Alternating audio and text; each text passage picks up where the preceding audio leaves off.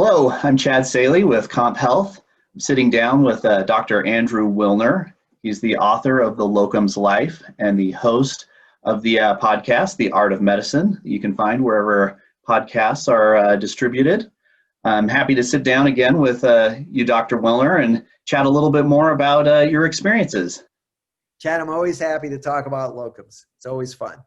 So today let's talk a little bit about travel and how travel comes into play with locum tenens. I know that you're a big traveler in addition to being a physician, being a neurologist. Maybe talk a little bit about, just give us an overview of your background with travel and maybe how that has worked or not worked in your various professional capacities. Yeah, well, that's a great topic, and locum tenens did change my life in that respect. You know, when I was young, when I was in high school, I spent a summer in France, and when I was in college, I traveled. And, then medical school started, I get away for 2 weeks. I remember I went to the Galapagos Islands. I love to travel, but then residency is like, forget it, not going anywhere. And then when I went into private practice originally. And it was, your goal as a junior person is to impress, the senior person. So someday you become a partner. And basically that means working all the time. And I remember I had decided, I had this inkling I wanted to go to Malaysia. I'd never been to Asia. And there was an orangutan rehabilitation center.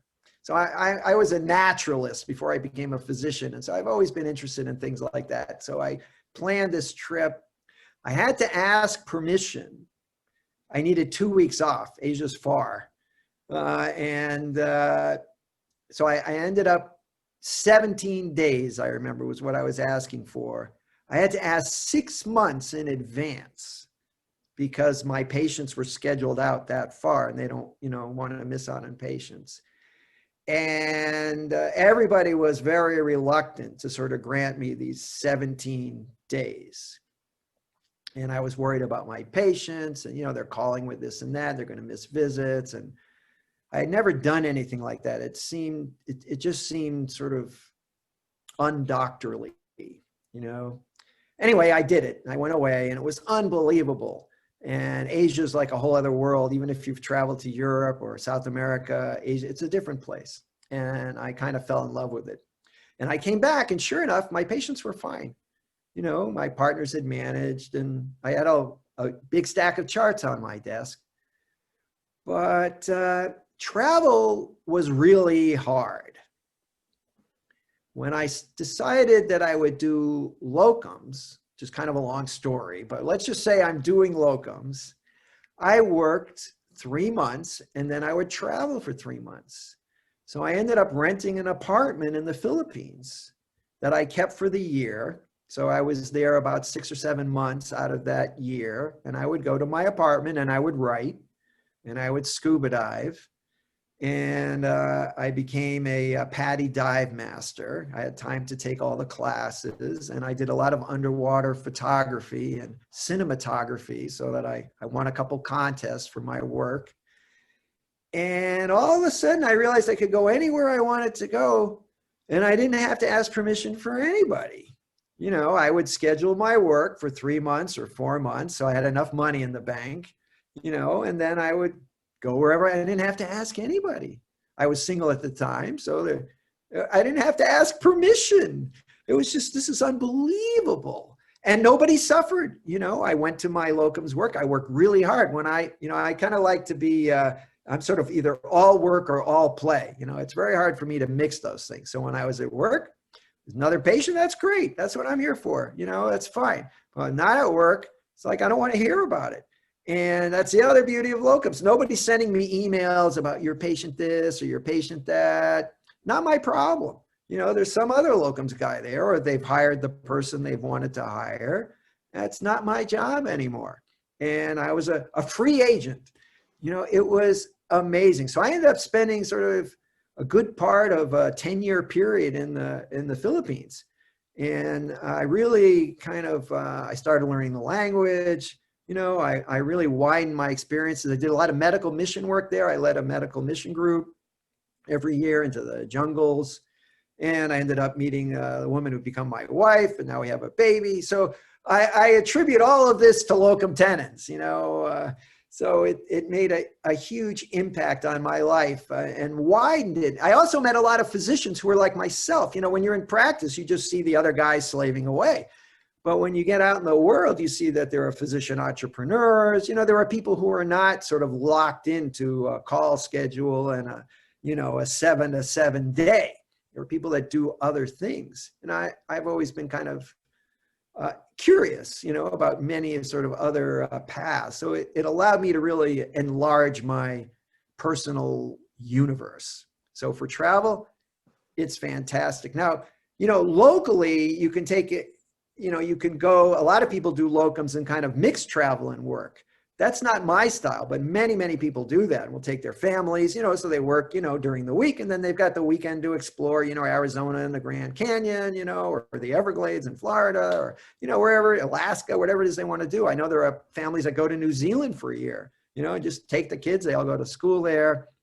And, you know, just for a change of scene, a change of culture. So locums really provides a flexibility and a whole window into the world that is not available in a permanent position. Maybe talk a little bit about some of the clinical benefits that you've gotten from traveling with locums. That might be a side that people also don't think about, that, oh, I'll just go do locums and you know, that lets you go and travel to kind of exotic places and do these big vacations. But maybe talk about like the benefits of traveling and working in different settings and different geographic locations. Yeah, I think that's kind of interesting. You know, my feeling is when I travel, you know, a hospital is kind of the hospital. You know, you're in the hospital. So, but you know, every now and then you'll meet a physician, say from the Cleveland Clinic. He went to medical school there, he did his residency there, now he's faculty there. You know, and they kind of do things the Cleveland Clinic way. But then you meet people who trained, you know, like I did in many different institutions along the way. I was always wanted to be at the best place. I was at LA County. I was at the Montreal Neurological Institute.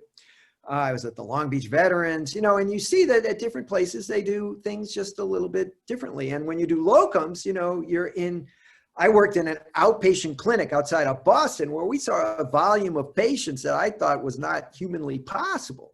You know, it was all designed to be fast because private practice, you know, fast is good. And, but it really, I learned a lot. It was like a fellowship in outpatient medicine. I supervised 3 or 4 nurse practitioners and PAs. We saw 60 patients a day. You know, neurology, you know, like 12 is a lot, you know. So this was like a blur, but, you know, I saw a lot of cases and you learn from each one. I didn't think that was possible. So I learned a lot about how a private practice could run. I don't think I would run my practice that way, but it was a real eye-opener. Similarly, I spent some time in locums in teaching institutions. I didn't realize that locums jobs were available in teaching institutions where you have residents and medical students, but several of my jobs were. And in fact, that's why I ended up with the permanent position I have now, because I realized that I could kind of tailor the job the way I wanted it to. So I'm an associate professor of neurology, but I also work 7 days on, 7 days off, because I learned that that was the way I wanted to be from locums. So it changed my life also, because I saw there's more than one way to skin a cat. And, you know, you also see things that are negative. You know, oh, gee, I wouldn't do it that way. And different patient populations is also something. When I worked in Minnesota, they have a big Somali population. And these people have, you know, diseases from developing countries that you wouldn't expect in downtown Minneapolis. So access to, you know, different patient populations is also part, and I've heard that from other locums doctors, where you might work on an Indian reservation, for example, you know, or an inner city population that you're not used to. And you see, you know, people get the same things, but they get them a little differently. You know, you see them either more severe or different presentations or with other comorbidities, but really expand your experience as a clinician. So I think locums can be useful from that point of view as well. No, that's perfect. Well, Dr. Wilner, it's always great chatting with you, and I appreciate your thoughts, and look forward to next time. Chad, I never get tired of talking about locum tenens. Thanks for asking me to come here today.